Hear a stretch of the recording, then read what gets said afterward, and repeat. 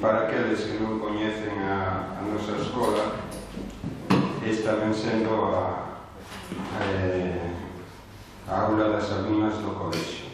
Había noutro lateral do edificio, había a aula dos alumnos, esta é a das alumnas. E como podedes ver nos murais, foi construída durante o reinado de Alfonso XIII, exactamente en 1915. O tema da conferencia que hoxe vamos a escoitar é as escolas da Vaca e a arquitectura do seu tempo. Para falar deste tema, temos hoxe con nós unha das persoas que máis nos poden ilustrar sobre a arquitectura de principios do século XX, deses edificios que hoxe producen admiración e son un dos sinais que nos identifican aos coruñeses e que máis admiramos. Esta persoa é arquitecto, é profesor, actualmente desempeña a dirección da Escola Técnica Superior de Arquitectura da Universidade da Coruña. É un profundo coñecedor, por tanto, das tendencias e innovacións que se están a desenvolver na arquitectura actual. Neste caso, nos solicitamos unha aproximación ao coñecemento do pasado a través do estudo e da construción dos seus edificios. Esta persoa é Fernando Alcázar Quiroga. Boas noites, Fernando. Moi boas. E darte as gracias por estar aquí con nós. Non vou a facer máis comentarios sobre a figura de Fernando, penso que é unha persoa coñecida e admirada. O que si, ao final, se vos parece, facemos un pequeno coloquio e facedes aquelas preguntas sobre o que máis vos pode interesar ou aclarar.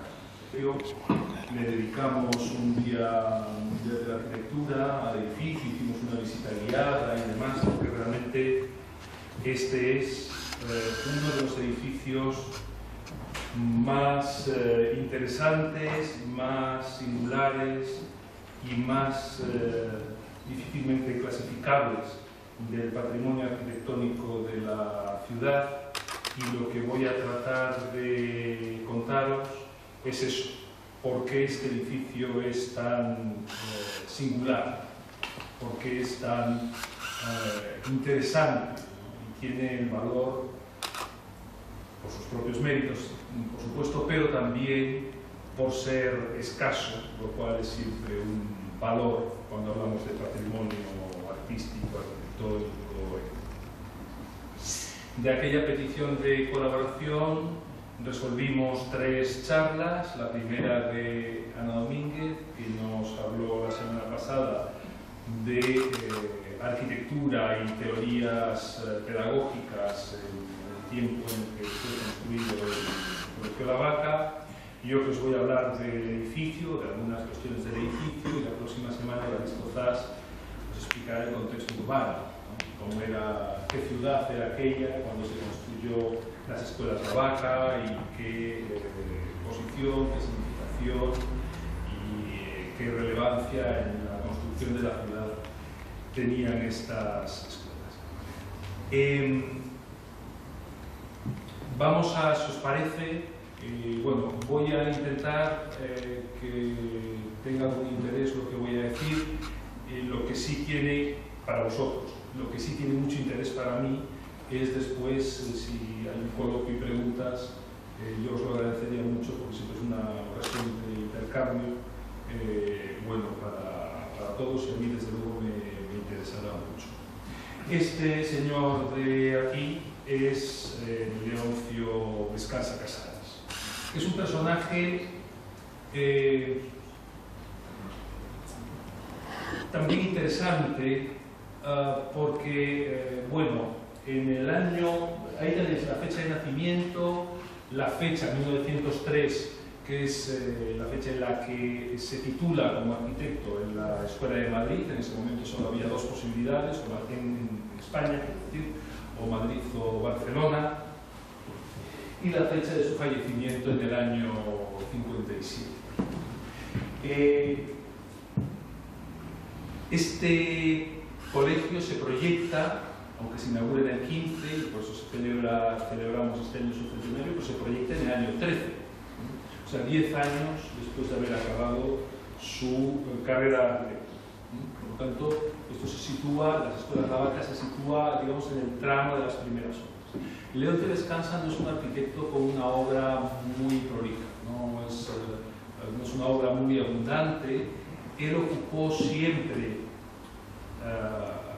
puestos en la administración, fue arquitecto municipal en Santiago, en Córdoba, en diferentes lugares, en Lugo. El proyecto de las escuelas Lavaca está fechado y firmado en Lugo, porque en ese momento él era arquitecto municipal de Lugo, luego fue también arquitecto provincial. Es decir, digamos que una parte muy importante de su trabajo como arquitecto era al servicio de la administración, y en esta ciudad dejó algunas de sus obras más importantes. Digamos. Hay más, pero quiero citaros solo obras coruñesas a lo largo del tiempo. Las escuelas Lavaca serían las primeras. Un edificio desaparecido, del que alguno de los presentes sabe mucho y he escrito sobre él, que es esta tragedia que tiene su desaparición, ¿no? Esta iglesia que estaba en Juana de Vega, demolida para construir un edificio banal y sin el más mínimo interés, que el trabajo de Descansa es una reforma en el año 16, o sea, 3 años después de firmar el proyecto de Lavaca, y lo que hizo fue la fachada y esa torre neogótica que veis ahí, una torre de lo que se llamaba piedra artificial, que era mortero, la misma técnica de construcción con la que está hecho este edificio. Bueno, la fecha esa de demolición del año 92 no es exacta, esa es la fecha de la eliminación total de la huella de la iglesia del Sagrado Corazón, que formaba una pieza fundamental, digamos, en el perfil de la ciudad y en el paisaje urbano de la ciudad, hoy desaparecida.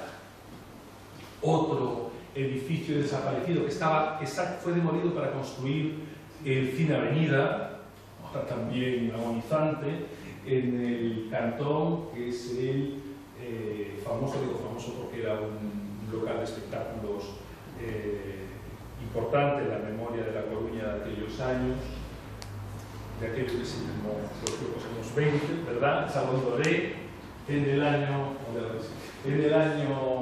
19, es una pieza, una preciosa pieza a Nouveau. En el año 23, el muy severo Banco de La Coruña, que luego fue Banco de Bilbao, y ahora ya pasó casi todos los días por ahí, pero ya no sé qué banco es. BBVA. BBVA. Ah, pues nos mantenemos.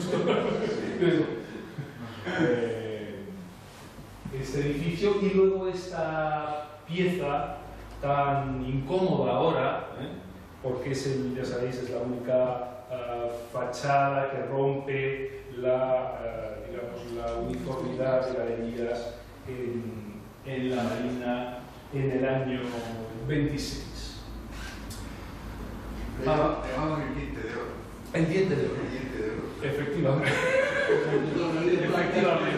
Y sobre todo por ese color barquillo, que era además un color que se ha recuperado ahora en la Casa Rey, en la esquina, que es un color muy habitual en esa época. Bueno, pues en ese recorrido del 13 al 26, lo que podemos deducir inmediatamente es que Leoncio Descansa era un arquitecto ecléctico estilísticamente. Y esa cuestión del estilo es precisamente la cuestión clave en la rareza, en la singularidad y en el interés que tiene este edificio. Bueno, hay algo más, es verdad. Esta casa de Torres, el edificio de Torres y Sáez, que tiene una estupenda composición. Bueno, luego las plantas son unas plantas premodernas, ¿no? Con una distribución convencional, digamos, eficaz, pero realmente no demasiado interesante. Decía que vamos a centrarnos, si os parece, en esta cuestión del estilo, que es clave. Vescanza no era un arquitecto que respondiera de una manera acomodaticia a los requerimientos del encargo, sino que él se formó como arquitecto en una escuela y con un clima cultural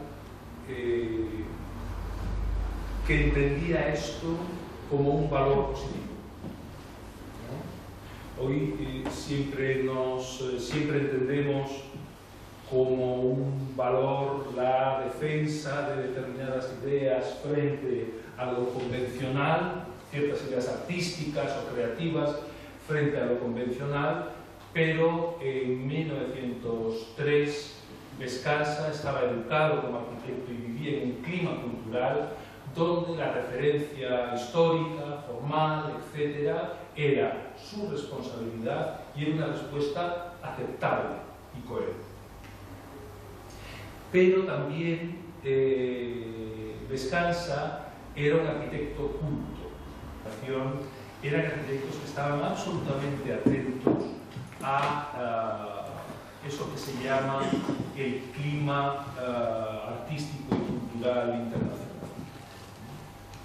Recibían y compraban a través de distribuidores fundamentalmente madrileños, también catalanes, pero él lo hacía a través de distribuidores madrileños, las obras que se publicaban en Europa. Hay una muy importante, hay una fundamental que se llamaba The Studio, que era una publicación inglesa, carísima, lujosísima. Las reproducciones en color eran rarísimas y extrañas en esa época y se hacían con técnicas de impresión manual que se incluían pegadas en la publicación, y en The Studio se recogía lo que en ese momento era las últimas creaciones arquitectónicas europeas. Y es una época el triunfo fundamental del Art Nouveau, denominado en francés, nosotros en España le llamamos modernismo. Siempre hay un problema con la terminología, ¿no? Porque sabéis que en Sudamérica utilizan el adjetivo modernista porque nosotros usamos como moderno, ¿no? A los latinoamericanos Le Corbusier es modernista y para nosotros modernista es Gaudí. Un problema, ¿no? Terminológico, pero bueno, sabemos de qué estamos hablando. Y esos primeros años, esa primera década de trabajo de Vescanza es un año de triunfo del Art Nouveau, pero de triunfo planetario. Es posible encontrar Art Nouveau desde La Coruña a París, de París a Shanghai, de Shanghai a México, Distrito Federal, o a cualquier otro, a Melbourne, da igual. Esa respuesta formal, esa respuesta estilística, cuando hablo de estilo, todos sabemos a qué nos estamos refiriendo. Es decir, cuando hablamos de estilo, hablamos de un repertorio formal que centra la producción artística. Y es decir, una serie de convenciones formales que se adoptan colectivamente y que recogen, digamos, las diferencias creativas entre diferentes autores, en este caso de diferentes arquitectos. Es la época del triunfo del Art Nouveau, que tan buenos ejemplos ha dado en esta ciudad. Un Art Nouveau muy contenido, hay que decir, ¿no? El Art Nouveau gallego es un Art Nouveau no demasiado exuberante formalmente, y eso es muy interesante también porque el Art Nouveau, o el triunfo internacional del Art Nouveau, responde a una nueva situación social, que es el triunfo burguesía comercial e industrial. Cuanto más potente era esta clase social, esta nueva clase social, tanto más proyectaba sus deseos y sus aspiraciones con los códigos del nuevo estilo. Por esto en Barcelona, con una burguesía industrial y comercial tan potente, hay un modernismo formidable, y por esto aquí tenemos un Art Nouveau tan contenidito, interesante y valioso, pero nuestra burguesía está en los requisitos. Y por lo tanto, a esa debilidad responde también una manifestación Art Nouveau más débil. Eso que tenéis ahí es una auténtica declaración de intenciones del nuevo estilo, porque el Art Nouveau no es un estilo arquitectónico, es un estilo arquitectónico, literario, pictórico, de artes decorativas, que se reflejan en diseño industrial, en la moda, etc. Y también recordad que el Art Nouveau coincide y en perfecta sintonía con esa nueva clase social emergente con una novedad, y es la presencia de la máquina. Estamos en una sociedad industrial, libremente también, pero en todo caso una sociedad industrial, que en ese soneto, ese perfecto soneto de nicaragüense Rubén Darío, hay un auténtico manual de uso del repertorio formal del mundo álbum. ¿Qué es este? Eso que tenéis ahí es un vitral de Tiffany, justo que se produce en Nueva York, justo en los años, toca 1902, 1903, en los que acaba su carrera. Por el tema, los temas exóticos, lejanos, el pavo real. Bueno, el pavo real sabéis que es un bicho endémico en la India. Uno circula por el interior de la India y por el sur de la India, y pavos reales por todas partes. Y todavía hoy, yo creo que en Lugo queda en la todavía en todas las capitales de provincia española que se precien, hay un parque con pavos reales desde la Lugo. Y no había tocador de dama Art Nouveau que se preciase que no hubiera un bonito búcaro de cristal de la Ligue con unas buenas plumas de pavo real. Esto era imprescindible, ¿no? Absolutamente. El cromatismo, lo exótico, lo raro, etcétera, todo esto eran herencias del mundo Art Nouveau. Esa pieza carísima, ese vitral que vendía Tiffany para que la gente las colocase en sus ventanas, están hechas con técnicas medievales. Están hechas con auténticas técnicas medievales de emplomado, es decir, el vidrio cortado, tomado con cera de abeja, y sobre ese vierte plomo derretido para que frague, etc. Es decir, un tema exótico y novedoso al que se aporta el valor añadido de un trabajo artesano cualificadísimo. Y esto es muy interesante porque el Art Nouveau recoge también las tensiones que introdujo la máquina, el mundo industrial. Cuando en esos años, estoy hablando de los primeros años del siglo XX, el avance de la revolución industrial era imparable, crecía exponencialmente. Pensad que en ese momento, en la mayor parte de Europa, ya lo digo en otros sitios, pero en la mayor parte de Europa no había pasado ni una generación desde un mundo en donde todo estaba fabricado a mano. Es un lapso de tiempo muy corto y era un auténtico shock formal, porque el mundo del arte, el mundo de la creación artística, pintura, escultura, etc., se había mantenido horrorizada a una distancia importante de la máquina, rechazándola como algo que produce objetos seriados, va a tener algo que ver con el mundo del arte cuya finalidad es producir belleza y singularidad. Esto también es de Tiffany, también es de la misma época, pero esto es el ejemplo perfecto de la cubo. Seguimos teniendo elementos exóticos, florales, etcétera, híbridos. Fijaos en ese pie de bronce patinado a medias entre una pata de palmípeda y una hoja de flor acuática. Bueno, de esto hay falsificaciones de arañas horrendas por todas partes. Si tenéis la oportunidad de ver alguna pieza y de observarla con cuidado, alguna pieza original de Tiffany, es de una delicadeza y de una calidad formidable. La pantalla está hecha como el vitral que acabamos de ver, con técnicas medievales de vidrio y plomo, pero no os olvidéis que esto que hay aquí es un botón de encendido y apagado. Por aquí dentro hay un cable eléctrico que se enchufa a la red, y aquí hay unas cápsulas de vidrio en donde hay que enroscar unas lámparas que están normalizadas y selladas, y es un producto industrial. Y además, esa preciosa lámpara no sirve para leer. Crea un ambiente fantástico.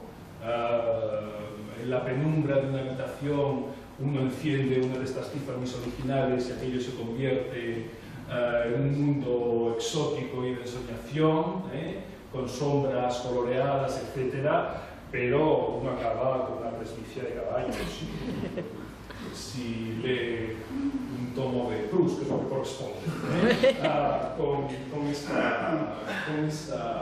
esa.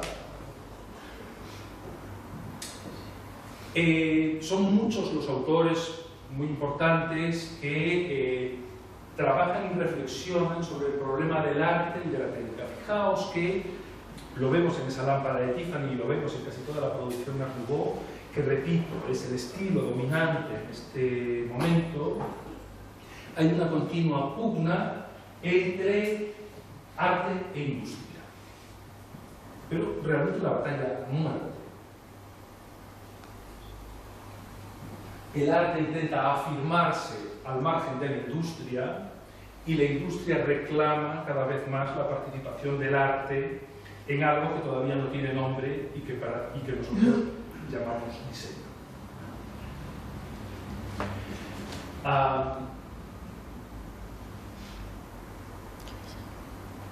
Esta preciosa pieza es una pieza de vidrio, de pasta de vidrio, que ejemplifica una diferenciación conceptual hecha en esta época muy interesante entre ornamento y ornamentación,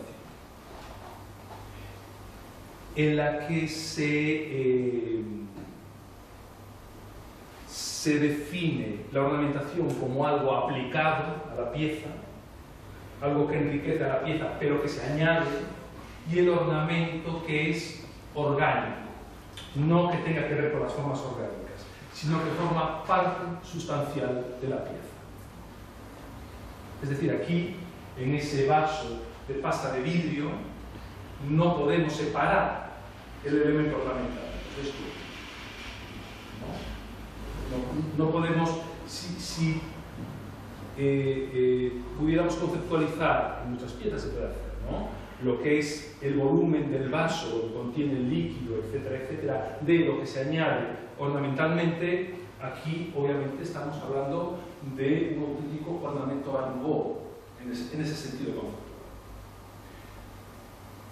O en estas piezas de Grès de alta cocción, donde las irisaciones, por ejemplo, de la pasta cerámica sometidas a temperaturas de 1000 grados no son controlables totalmente por el artista, y por lo tanto todas las piezas son diferentes, y hay una serie de valores aleatorios que interesan mucho. Ahí tenéis piezas, hay muchas.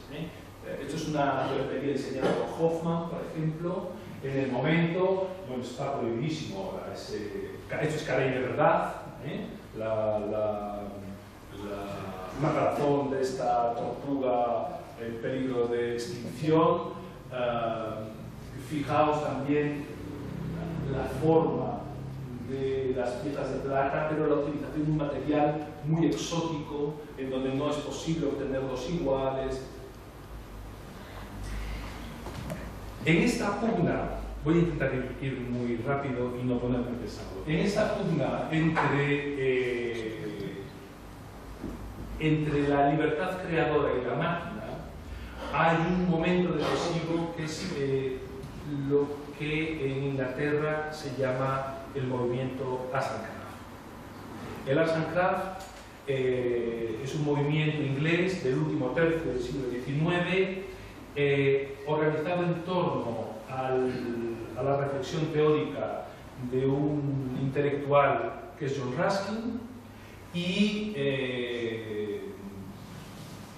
promovido por uno de sus discípulos que se llamaba William Morris, que aglutina en torno a su figura a toda una serie de jovencísimos artistas entonces que se bautizan o los bautiza John Ruskin como pre-rafaelitas, porque dibujan, pintan, esculpen, etc., como antes de Rafael Sanzio, porque en Rafael Sanzio está señalado por John Ruskin el primer artista que comete el pecado del genio, es decir, aquel que separa la paciente labor artesanal del genio creador. Y Rafael Sanzio es el primero que puede dejar un fondo casi sin acabar o un rostro perfectamente detallado pero unas manos simplemente abocetadas. Esto para John Ruskin es intolerable, porque para él la belleza depende de dos factores. Uno es lo que llama John Ruskin la belleza abstracta de las formas, la composición, el orden, la simetría, la proporción, etc., al margen de cualquier otra consideración, y, atención, el reflejo del paciente trabajo de elaboración. A más trabajo de elaboración, más belleza. Esta es una potente idea formulada hacia 1860 y tantos. Bueno, hay mucha gente que se ha quedado en eso. Sí. Mucha gente que sigue operando con categorizaciones estéticas de John Ruskin, ¿no? Es esa gente que identifica la belleza con aquellas cosas que están muy trabajadas, digamos, son muy difíciles de ejecutar, o requieren muchísimas horas de trabajo, o lo parece, ¿no? Este es el triunfo del Caje de Camariñas en tantas mesas de Salazar. Estos son papeles pintados, producidos por Arts and Crafts, que era realmente una empresa, que son estampaciones a mano que utilizan en perfecta sintonía, digamos, cultural, los motivos exóticos tan caros y tan interesantes para el movimiento Art Nouveau, pero que están cuidadosamente diseñados para que no puedan ser impresos a máquina. La impresión a máquina implica un rodillo que gira y al completar una vuelta vuelve a repetir completamente el patrón, ¿no? El patrón.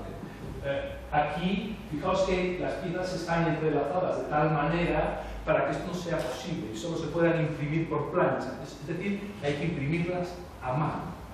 Eso da como resultado unas piezas de enorme calidad y perfectamente acordes con esta idea de John Ruskin, que es una idea conservadora, antimoderna, antiindustrial. Una foto de época de cómo eran los talleres en San Francisco. Fijaros que estamos hablando de la Inglaterra victoriana, cuando las condiciones de trabajo de las industrias inglesas eran terribles, ¿no? Terribles, porque había trabajo infantil, no había jubilación, no había ningún tipo de protección social, las condiciones de trabajo, de salubridad en el trabajo eran terroríficas y, por cierto, William Morris, que era un ateo convencido, se dedicaba sobre todo a comprar iglesias para desconsagrarlas y convertirlas en talleres artesanales, como este de estampación de papel pintado, que tuvo un enorme éxito comercial, en donde esos artesanos realizaba un trabajo artesanal bien iluminado, ventilado, creativo, etc. Bueno, aquello acabó mal, os podéis imaginar, ¿verdad? Porque, bueno, acabó mal. Arts and Craft, los productos Arts and Craft fueron un éxito formidable. Y se editaba un cataloguito muy lujoso que se distribuía por toda Europa masivamente, claro que os podéis imaginar, pero los productos Arts and Craft eran de enorme calidad, de enorme valor y muy costosos. Y por lo tanto solo había una élite que tenía el dinero, pero sobre todo el conocimiento para percibir los valores de calidad de las piezas Arts and Craft, y mientras tanto la revolución industrial avanzaba absolutamente imparable, y por lo tanto esa resistencia frente a la máquina necesariamente quedó. Pero el legado Arts and Craft fue muy interesante, porque fueron los primeros que, y esto es muy interesante para nosotros y para este edificio, fueron los primeros que plantearon como un problema el arte y la máquina y la industria. Claro, ellos optaron por demonizar a la máquina, ¿no? Porque también hay que decirlo, los primeros productos industriales eran horrorosos, porque no había ninguna experiencia de cómo eran los productos industriales, y por lo tanto los productos industriales que hacían, imitarlos y se hacían a mano, y el resultado era penoso, ¿no? Las barandillas de hierro imitaban las que se hacían a mano de banistería, o el vidrio de moldeado imitaba las piezas que se soplaban a mano, pero claro, tenía el costurón de las piezas pegadas, etc., ¿no? El resultado era horroroso. Y además, y esto vivido desde Inglaterra por un tipo con una enorme conciencia social como era William Morris, las condiciones de vida de los obreros. ¿Recordáis tiempos modernos de Charles Chaplin? Sí. Esto es exactamente, ¿no? Las condiciones de vida de los obreros eran terribles. La consecuencia lógica, ¿cuál es? Vamos a por la máquina. Intentemos demostrar al mundo que podemos hacer un mundo más bello, más feliz, más hermoso y sobre todo más justo socialmente sin la máquina. ¿El resultado cuál es? Unos productos de enorme belleza y de gran calidad, pero inalcanzables para casi todo el mundo. Eso es un gráfico de un arquitecto francés que se llamaba Eugène Viollet-le-Duc, un entusiasta defensor del gótico, no tanto porque le interesase mucho, que también formalmente el gótico, sino porque entendía que en el gótico estaba la fórmula perfecta de la lógica constructiva, el empleo de los materiales y las posibilidades estructurales. Este es un esquema para un forjado, como veis ahí, de bovedilla y una cercha de apoyo de hierro con unos elementos florales típicamente. Y Viollet-le-Duc nunca fue un arquitecto oficialmente art nouveau. Pero Viollet-le-Duc hizo, fijaos que lo que estoy haciendo es enumerar contribuciones. Por un lado la de Arts and Craft, para ver cómo Descansa maneja todo esto. Por un lado, la de movimiento Arts and Craft. Y por otro lado, Eugène Viollet-le-Duc, que con su defensa del gótico, de la lógica estructural y constructiva del gótico, hizo posible el Art Nouveau para la siguiente generación de arquitectos. Porque Viollet-le-Duc rompió la inercia hasta entonces inconmovible de que las referencias para la arquitectura fueran el clasicismo. Y esto es algo que nos parece, bueno, probable, ¿no? El clasicismo será una referencia más, entre otras muchas posibles, pero es la primera vez que desde la academia, lo pusieron en la calle, por cierto, desde el École des Beaux-Arts de París, Eugène Viollet-le-Duc señaló como referencia fundamental para la nueva arquitectura, es decir, para la arquitectura de su tiempo, para la arquitectura de los tiempos incipientes de la revolución industrial, no el mundo de Grecia y Roma, que era lo que se estudiaba en todas las escuelas de arquitectura, sino el gótico. Y bueno, pues un estudio histórico más. No, porque las referencias clásicas eran absolutamente inconmovibles. Y las referencias clásicas no son simplemente formalmente columnas, frontones, bla, bla, bla, sino que implica proporción, orden, simetría, ritmo, etcétera, etcétera. Unos determinados frente al gótico que posibilita otro tipo de transgresiones formales. Fijaos, reconocéis lo de la derecha, ¿verdad? Sí. Que es una obra de Gaudí, en el Paseo de Gracia barcelonés, y esto es un grabado de Viollet-le-Duc. Viollet-le-Duc no jamás formula el Art Nouveau. Él es de una generación, es de la generación inmediatamente anterior a la de Gaudí. Y lo que hace en este grabado de sus entretiens sobre arquitectura es proponer analogías entre la construcción y el funcionamiento biológico, en este caso de los huesos, de las articulaciones.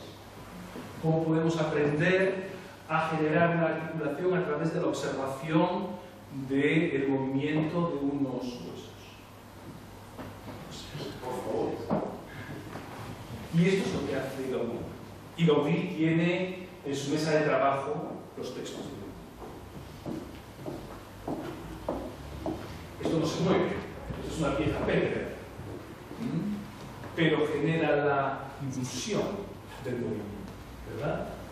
Porque esto, si es algo, obviamente es una columnilla, pero es una columnilla anticlásica. Porque la columna clásica esencialmente es rígida, monolítica.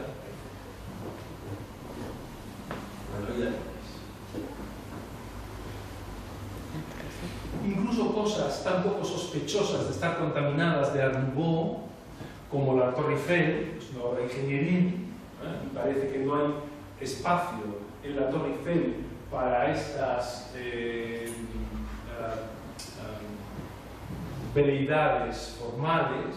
Fijaos en los arcos de Torre Eiffel cómo este ingeniero utiliza estas formas de hierro que están tomadas de un fotógrafo de la época, Blomsfeld, obsesionado por fotografiar con lentes macro, y esto entonces era una tecnología muy sofisticada, ranúnculos y pequeñas raíces, crecimiento de plantas, etcétera, que fue una contribución fotográfica muy importante para el repertorio formal del Art Nouveau.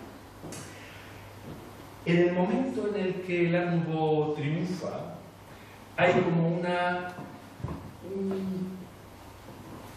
una separación fundamental entre dos caminos. Uno es el mundo del Art Nouveau, que, por cierto, recibe diferentes nombres. El Art Nouveau es el término belga y francés, pero en Italia se llama Liberty, en España modernismo y en Alemania Jugendstil.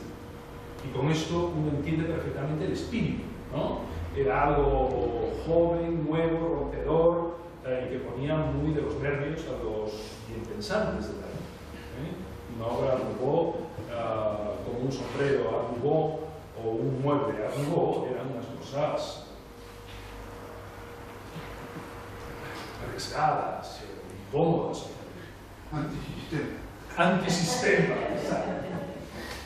Bueno, no, eran otro sistema. eran otro sistema, mejor. Bueno, pero digamos que había como dos, para simplificar, dos movimientos muy claros en el mundo de la arquitectura, que era el de los arquitectos modernistas, y el de los arquitectos historicistas, ¿no? Aquellos que, o eclécticos. El eclecticismo no es más que sumar en una misma obra, pero hay ejemplos de hibridación. Tenéis una obra de Pujol, en donde hay un gótico omaliano, muy rico y muy complejo, con elementos populares, como son esos azulejos, etc. Y ahí tenéis, una vez más, las láminas de Viollet-le-Duc del gótico, animando a toda esta revolución arquitectónica. Ahí tenéis una obra de Guimard, Francia, hasta la transgresión modernista llega a lo popular, es decir, a tomar formas de arquitectura popular y convertirlas en arquitectura culta. La arquitectura popular nunca la han hecho los arquitectos, ¿no? Y Guimard incluso llega ya ni gótico, ni formas orgánicas, ni perro que me ladre, a la arquitectura popular, que esto ya sí que es pasarse de la raya.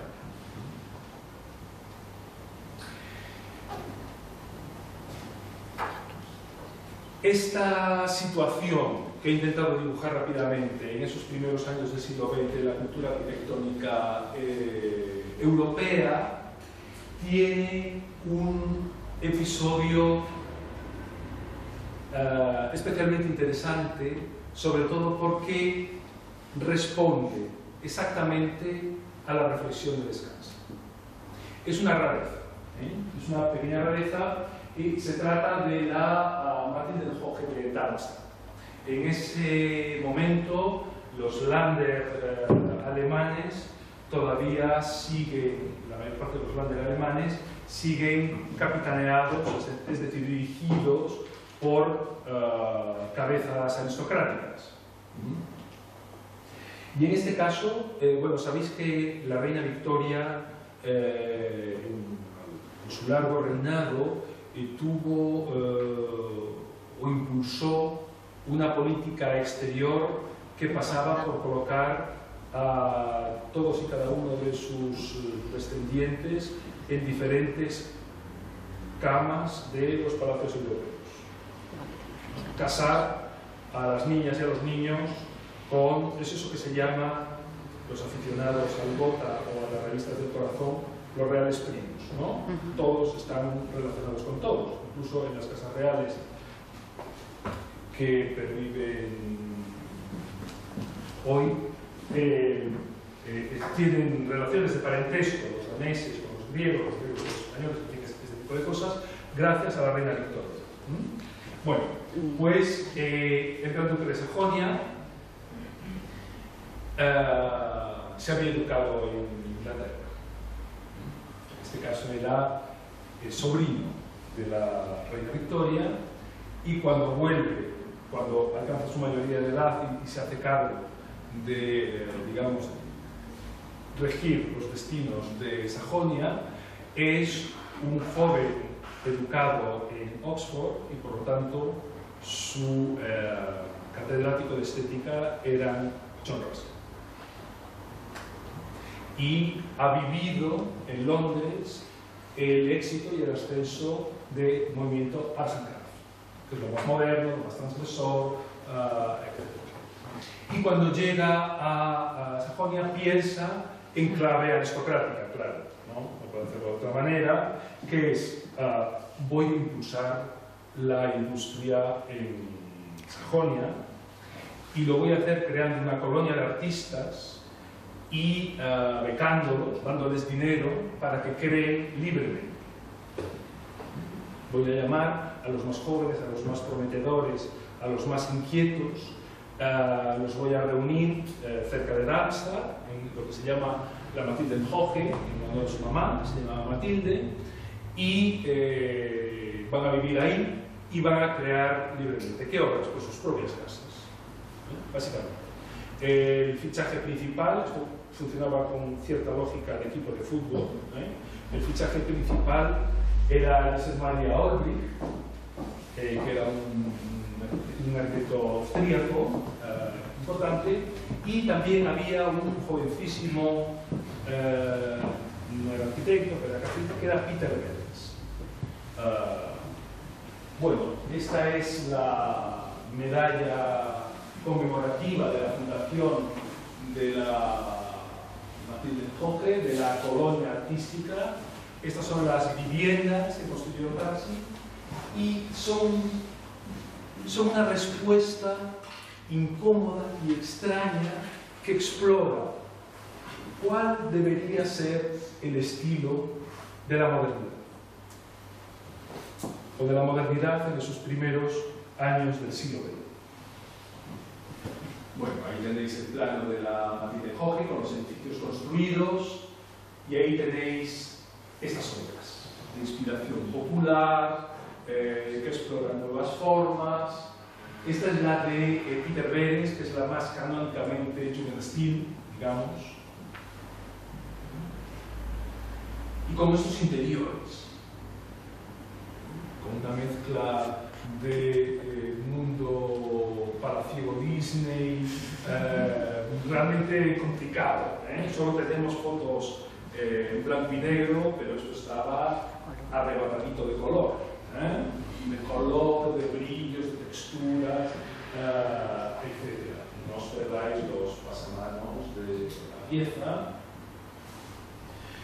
Con estas exploraciones en donde se busca en la historia y en la transgresión de los modelos, y sobre todo en la negación del clasicismo, y sobre todo en lo que se creía el cometido fundamental, porque siempre se había hecho así, que era la búsqueda del estilo. Hay que esperar a otra generación más para que Adolf Loos llegue a la conclusión que ser moderno significa carecer de estilo. Negar el estilo. Pero todavía no hemos llegado a eso. Bueno, ahí tenéis el edificio central de la Matilde Hockey, desde Olbrich, que tiene esta preciosa sección. Este es un edificio dedicado a talleres de artistas. Bueno, y ahí tenéis un numerazo de estos coreográficos, se diseñaban los vestidos, la verdad es que lo debían de pasar fantástico. Y todo financiado por el Gran. Ahí tenéis un pabellón de Hoffmann con unas reinterpretaciones clásicas, y la torre de los esponsales, donde el Gran Duque se casa. Los artistas de la colonia diseñan una torre conmemorativa que sirve para conmemorar, eso no es nada, pero te aparecen elementos tan transgresores entonces, como esa ventana en la esquina o esta sucesión de vaporcillos de forja que tenemos aquí. Ahí está la Matilde Hockey antes de las destrucciones de la Primera Guerra Mundial y de la Segunda. Fijaos estas dos plantas, para que veáis qué problemas de acomodo había tan notables. Esta es la planta de la casa de Behrens y esta es la planta de la casa de Mutesius. Y se las construye. Pero fijaos simplemente en el discurso gráfico qué diferencias tan brutales. ¿Cómo se tratan? Son planos para organizar los espacios exteriores, el jardín, vamos. Y Behrens trata con esta textura tan propio de las hojas de guarda, ¿no? De los papeles de agua, de las encuadernaciones del momento, en las superficies que va a ocupar la vegetación, ¿no?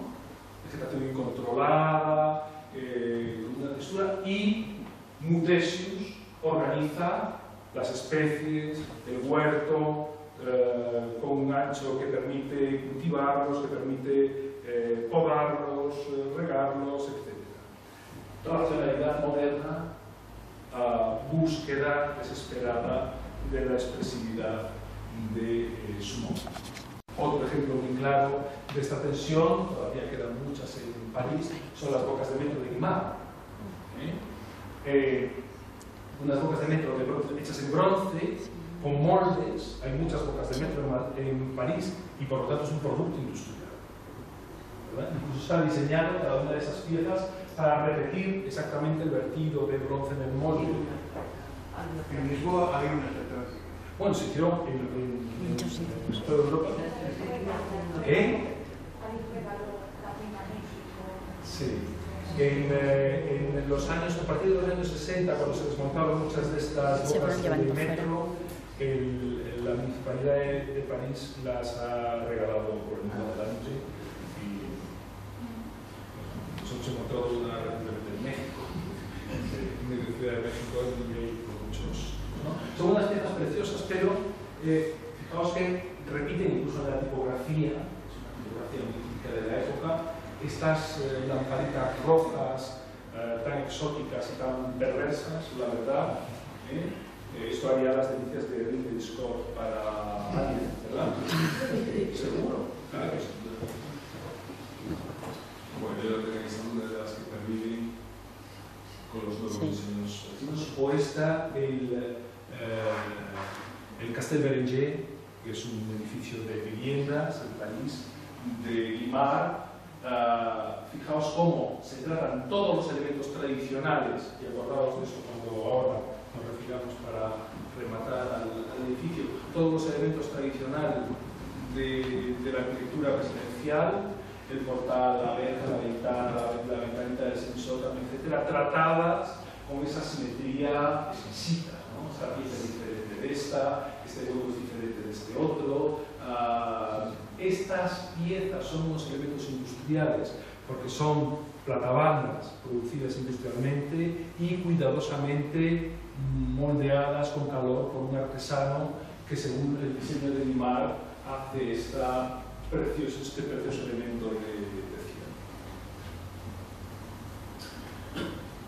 Lámparas de Behrens, por ejemplo, en este caso de inspiración china,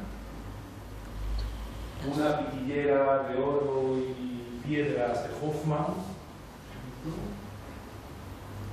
las barruecas, la joyería de la época es perfecta para expresar las herencias Art Nouveau, o el propio Gaudí en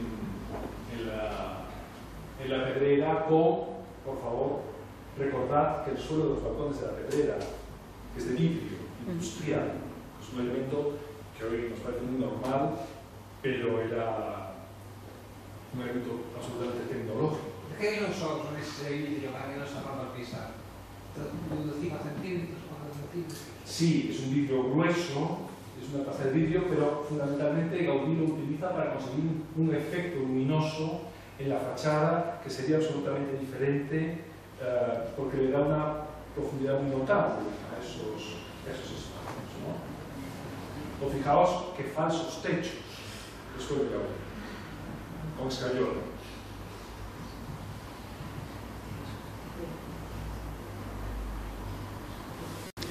O cómo se utiliza la cerámica en una fachada,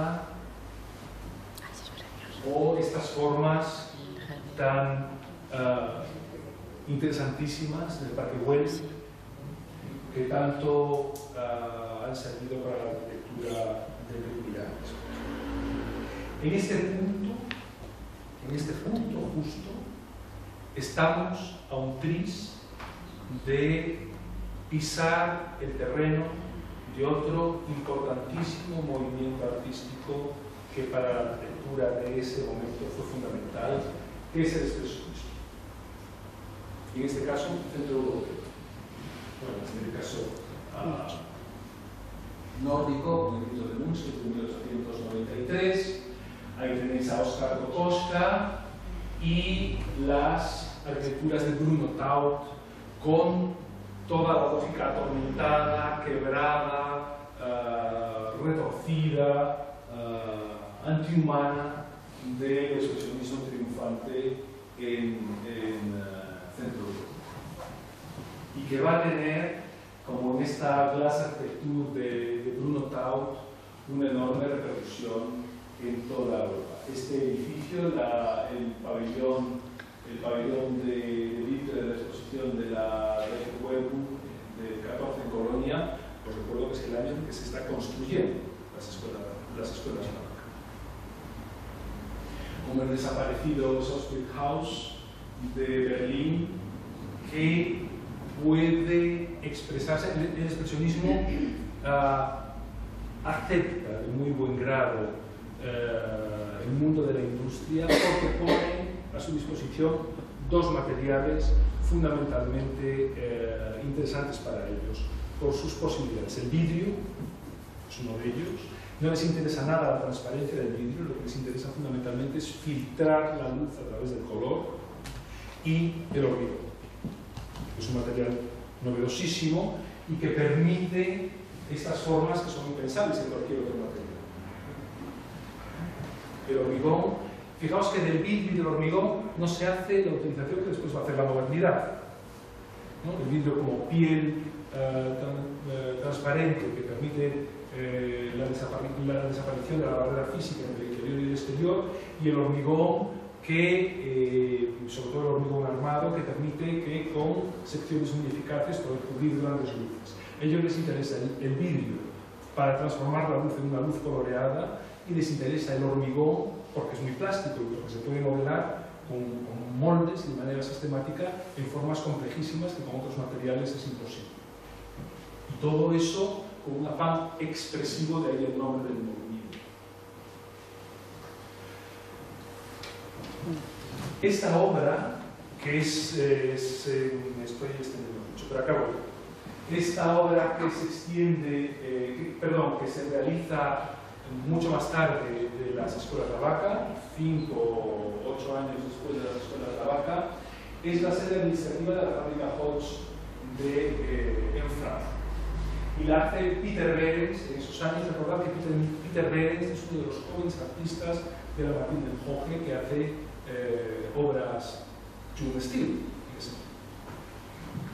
Esta obra condensa toda esa línea de investigación europea hasta ese punto. Es una fábrica de productos químicos y farmacéuticos en Frankfurt, que tiene esta planta, y hoy se puede visitar, el edificio se conserva, y que tiene sobre todo este fantástico patio. Está hecha en ladrillo, con estas fachadas interiores, utilizando toda la lógica del expresionismo, del cine de Murnau, de la luz coloreada, de las fachadas pulsantes, de las formas complejas. Esos ladrillos son ladrillos vidriados con diferentes tonos, del amarillo al rojo. Tienen esa lógica formal al pavimento, ¿no? De los elementos, se tiene del patio de la Rex de Pérez. Bueno, ¿y las escuelas de la Vaca qué? En todo esto, vamos al tema. En todo esto, las escuelas de la Vaca ¿qué? Fijaos que si revisáis toda la bibliografía que hay sobre Art Nouveau en Galicia, modernidad en Galicia, historicismo en Galicia, arquitectura del XIX en Galicia, arquitectura del primer tercio del siglo XX en Galicia, no encontraréis las escuelas de la Vaca. Porque son un problema. ¿Dónde las ponemos? No caben en ninguna casilla. No se pueden etiquetar estilísticamente las escuelas de la Vaca. Las escuelas de la Vaca no son Art Nouveau. Las escuelas de la Vaca no son expresionistas, las escuelas de la Vaca no son modernas, porque son las tres cosas a la vez. Y esto es lo que hace de este edificio algo tan singular y tan valioso. Esa es la sección del primer proyecto de las escuelas de la Vaca, en el año 11, que estaba en otra posición en el ensanche. Era un edificio de menos interés. Un edificio organizado también con la separación de niños y niñas, con un patio en el centro y con dos fachadas. Estos son las plantas superiores donde estaban las viviendas, con la institución Reina, por cierto, pero bueno. Y los laterales ciegos porque eran unas medianeras, otra posición del ensanche, donde descansa, utiliza ya una solución que va a emplear en este edificio. Esto es las fachadas del primer proyecto y esta es la fachada de este edificio. Casi es la misma. Un zócalo de piedra irregular. Fijaos los balconcillos estos de planta trapezoidal con ese increíble trabajo de elementos cruzados, de mortero, de piedra artificial, con ella descansa, y luego los remates profusamente ornamentados. Eso es lo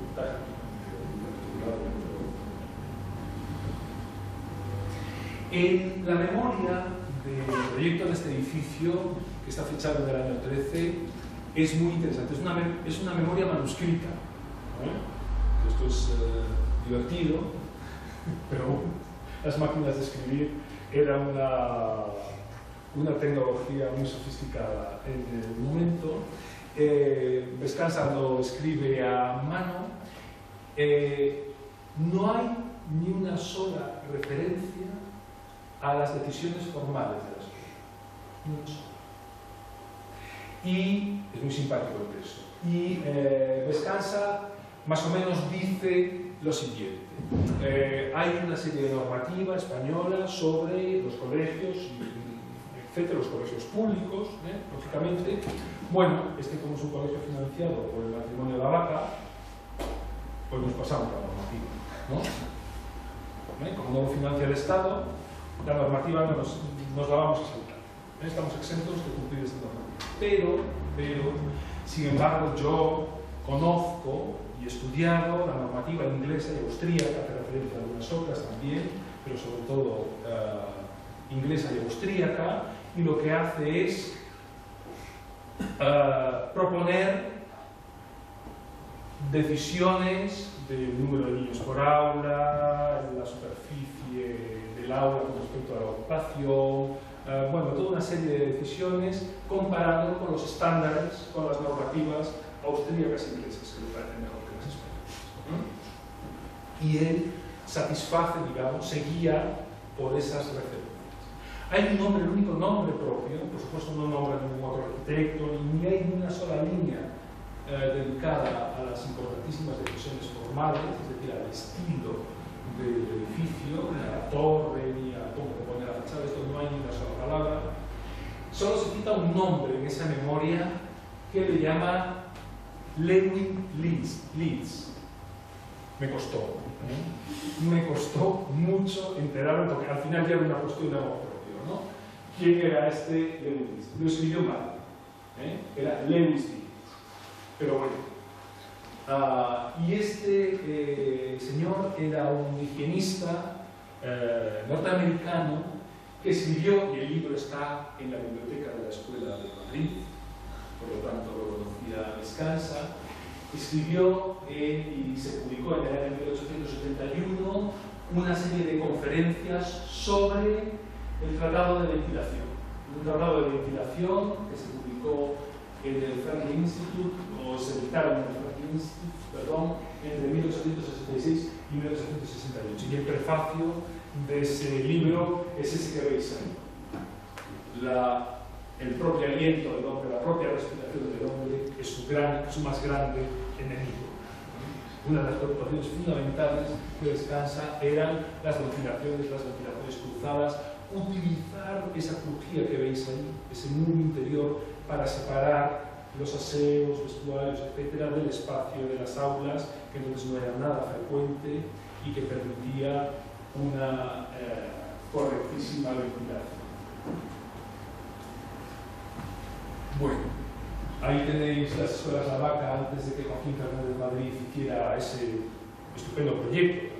La ampliación es un proyecto inteligente y respetuoso con el edificio, y esa rareza, ¿verdad?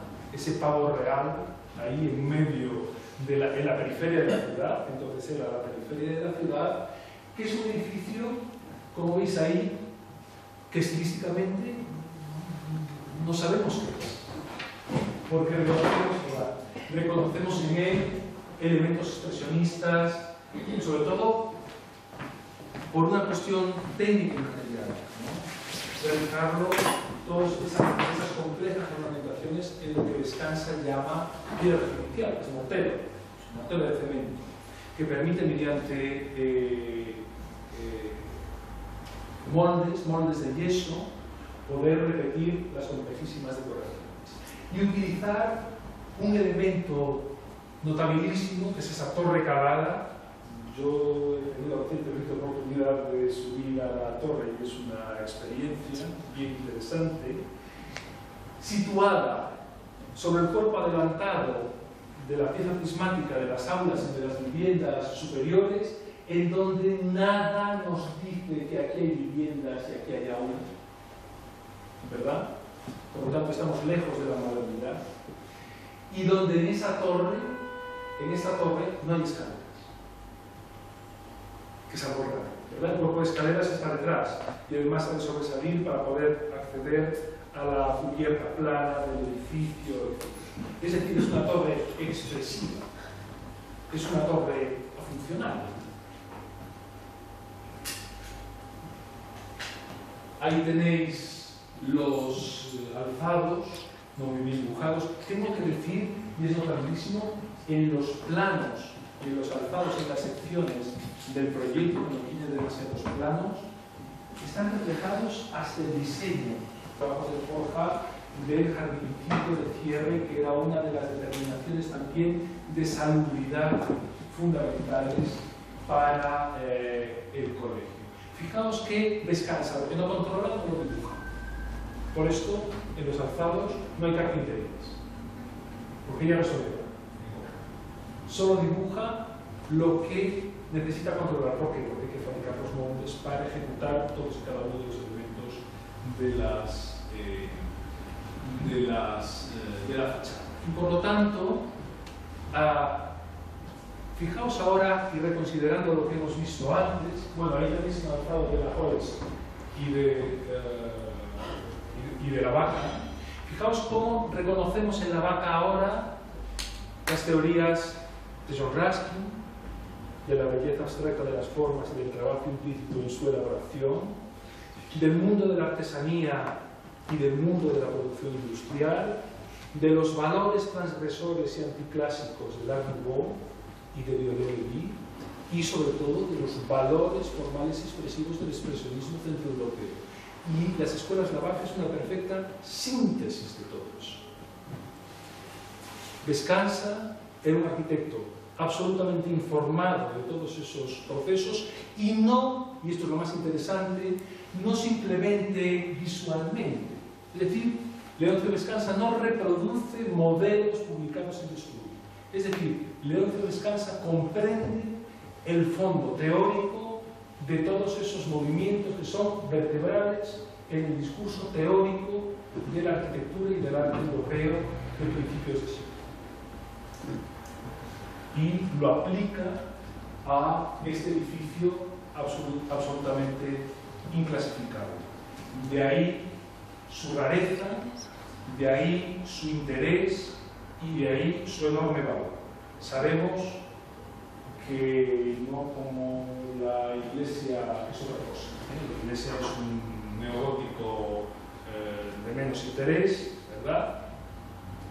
Pero obviamente deudora, poquitos años después de la Vaca, de su proceso, de la experiencia de las escuelas Lavaca, y esa aguja de las escuelas Lavaca y el resto de su volumen principal, lo que os decía de la caja de escaleras, cómo se sitúa ahí, cómo esa pieza condensa todos esos valores de la cultura arquitectónica de su tiempo, generando una pieza híbrida, única y rarísima. Decía que